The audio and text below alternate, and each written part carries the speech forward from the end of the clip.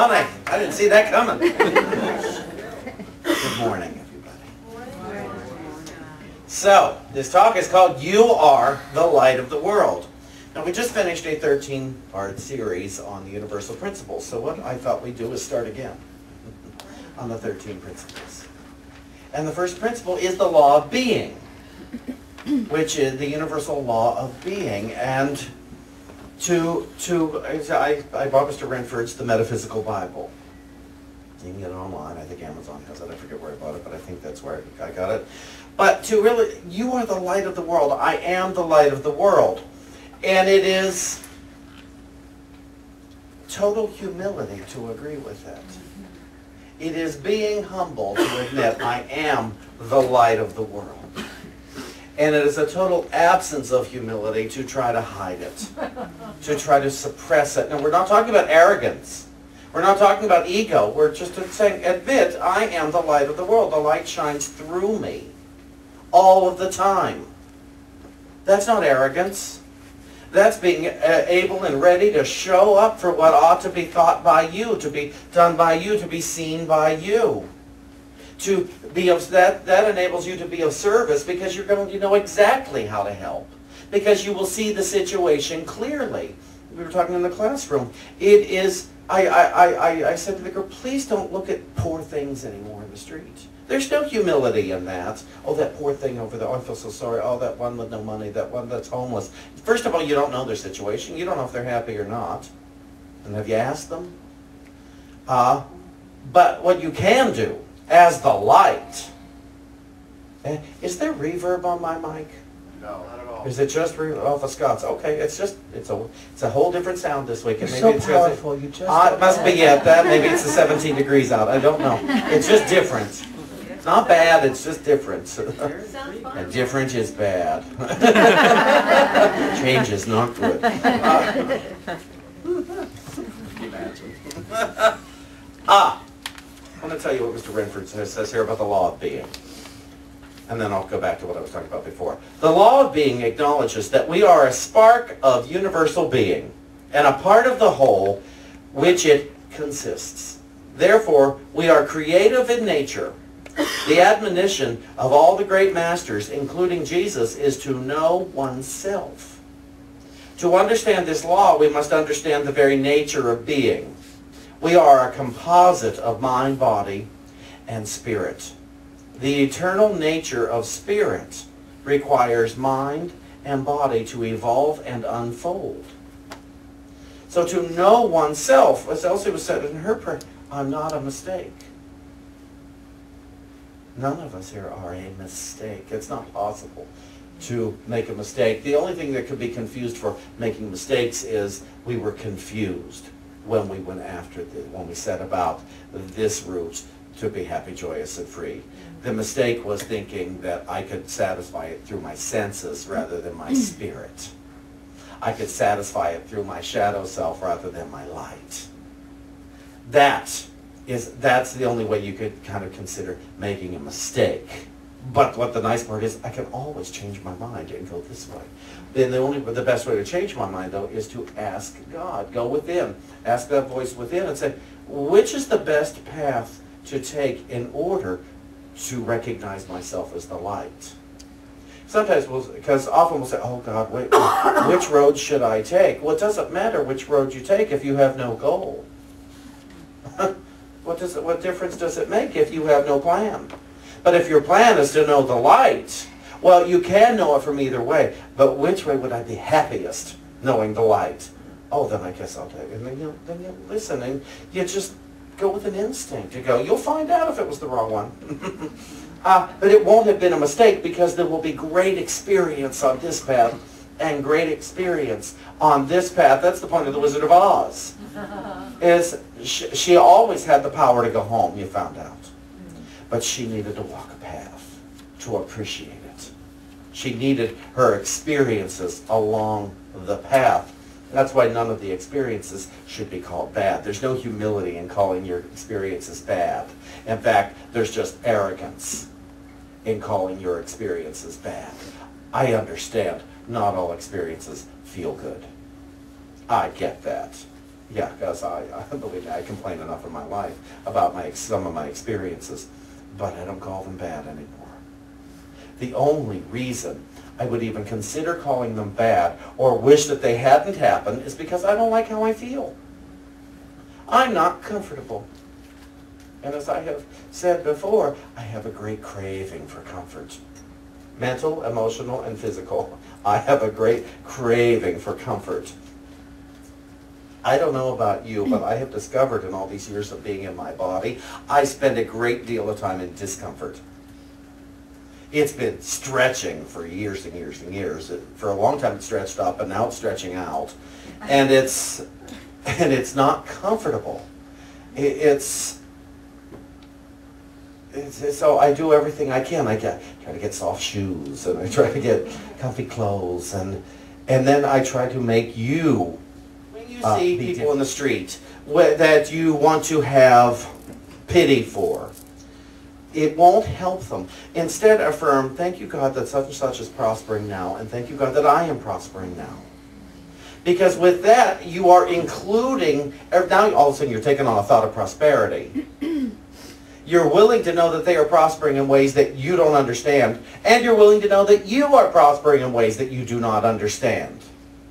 Always include yourself in this. It's a great prayer. If you recall, last year, it was after Edward, whenever Edwine was here last, and she had done the thing with 70 times 7, that she wrote 70 times a day, that I forgive you to somebody, and I was doing 70 times a day, thank you God that such and such is prospering now, and thank you God that I am. And for 7 days I would do that. So I had a new person each week, because I have that many grievances. I stopped doing it, even though really they've just been mounting.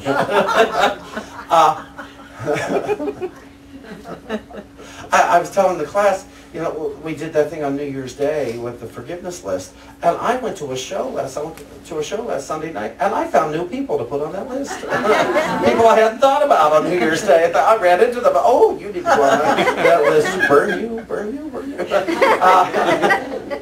With that, because I'm not seeing everybody correctly, but thank you God that such and such is prospering now. Imagine being willing that everyone prospers now. And just imagine being willing that everyone is prosperous now. The people you like and the people you don't like. Because it doesn't mean, oh, they're going to get that bad stuff they were hoping for. What it means is they're going to see themselves correctly. Or at the very least, you're going to see them correctly. And when you see them correctly, you're not going to be mad at them anymore. When you see them correctly, you will have seen yourself correctly, and you're going to love them. It doesn't mean you're going to want to go to lunch with them necessarily. You're going to love them with the purest of love and the greatest generosity of spirit, because your light is going to shine. Your light is going to shine so bright. See, with every grievance that we talk about, we're trying to pretend our light isn't shining. With every proclamation of what's wrong in the world and what's wrong with each other, what's wrong with the sound? Nothing's wrong with the sound. But we are trying to suppress our light in some way. With everywhere where we let our discomfort become our master, where we become slave to where we're uncomfortable, we're attempting to suppress the light, and we become confused. The light is still shining. It's just a fuzzy light all of a sudden, instead of a clear light, instead of a truly humble light. If you recall what I said, true humility is expecting God's best. Expecting God's best. Imagine expecting God's best all of the time. Not deciding what God's best is, but expecting God's best and knowing it is taking place now. But to expect God's best all the time, to come up to you and say, and just know that any conversation I have with you is God's best, and any conversation I have with you is God's best, and any conversation I have with you is God's best, and any conversation I have with you is God's best. Be it positive or negative in my head, it's still God's best. It is an opportunity. Wake up, wake up, wake up. You know, sometimes it's just that simple. Yesterday I had what I considered a lovely day. I taught a class at the church in the city in the morning. Oh, we had fun. 20 people talking about dynamics for living and laughing, and it was delightful. And I went out for a rehearsal with Roger and Glenn. Roger and Kenneth. Roger's putting together a show, and Kenneth and I are working on it with them. What fun. Then I went out with another friend of mine for dinner and stuff. Had a lovely, lovely day. On the way home, I bit on a straw, chipped my front tooth. I park out front here, and the no parking zone, got a $50 ticket, which I've never seen at 10 o'clock at night on a Saturday night on this street. And it's like, in the rain, they don't give tickets if you're parked too long. And it's like, it's okay. It's okay. Wake up, Shawn. Just wake up. Just observe. It's okay. I'm still the light of the world. What would it mean to you to let your light shine?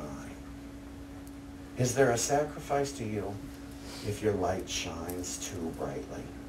Are you afraid of losing something if your light shines? Are you afraid people are just going to ask you for stuff all the time if your light is shining?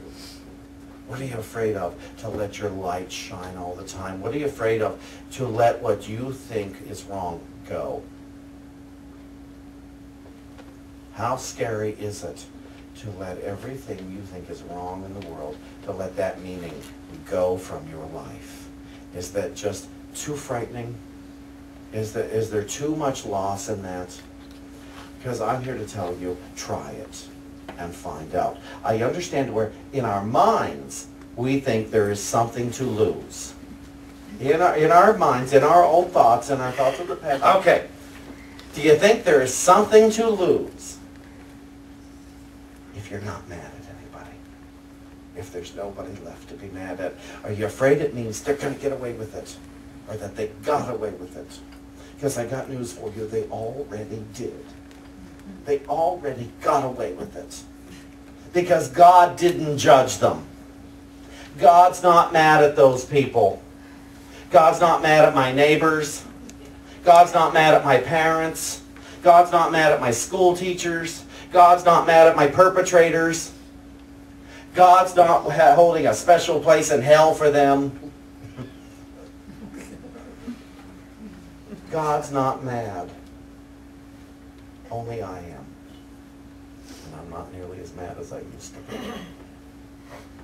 God's not mad. And God's not mad at me. God's not holding a special place of punishment for me for all those terrible things I've done in my life. God's not mad at me for all the embarrassing things I've done in my life. God's not, God's not mad. God never was mad. It's just like the prodigal son. I talked about this in class. The Father has always just been here with love. It's only the Son that forgot.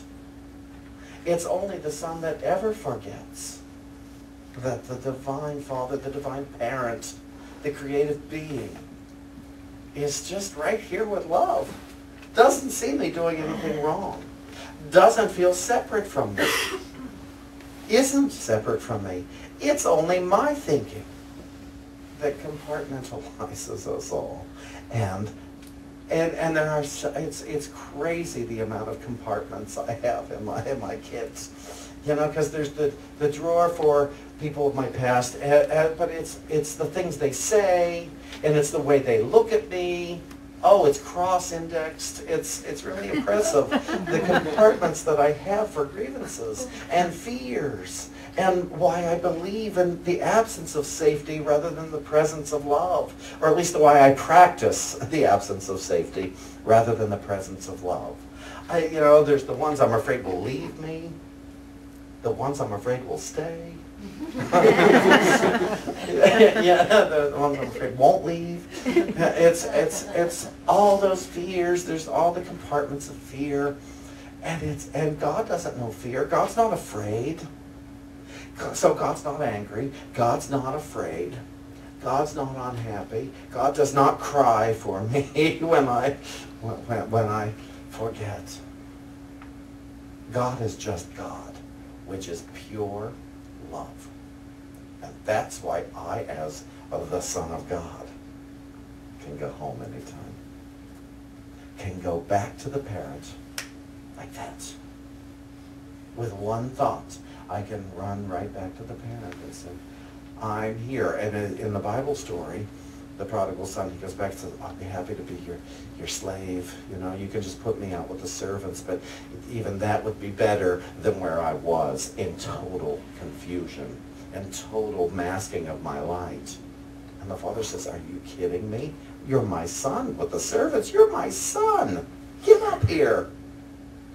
The father ran to the end of the drive.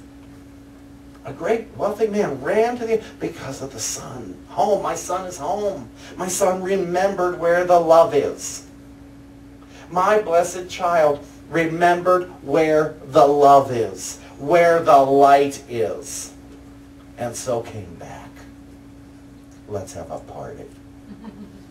Let's have a great party because my child remembered. So what I'm going to tell you is, go ahead and remember that you are the light of the world. You are a light amongst lights. You're not a special light. You are a light amongst lights within the one divine mind. So go ahead and remember, I am the light of the world today. I am the light of the world today. So what are you? I am the light of the world today. What are you? What are you? What are you? What are you? I am the light of the world today. What are you? What are you? I'm the light of the world. What are you? I'm the light of the world today. What are you? The light of the world. What are you? I'm the light of the world today. What are you? I am the light of the world today.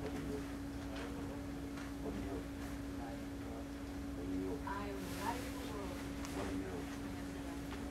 What are you? What are you? I am the light of the world. What are you? What are you? What are you? Light of the world. What are you? What are you? What am I? The light of the world. What are you? I am the light of the world. What are you? I'm the light of the world. What are you? I am the light of the world. What are you? I am the light of the world. What are you? I am the light of the world. What are you? I'm the light of the world. What are you? I am the light of the world. What are you? I am the light of the world. What are you? I'm the light of the world. What are you? Light of the world. What are you? Light of the world. What are you? The light of the world. What are you? What are you? What are you? What are you? Light of the world. What are you? What are you? I'm the light of the world. What are you? I am the light of the world. What are you? I am the light of the world. What are you? This little light of mine. What are you? I'm the light of the world. What are you? I am the light of the world today. What are you? I'm the light of the world always. So let's listen to Scott's advice here.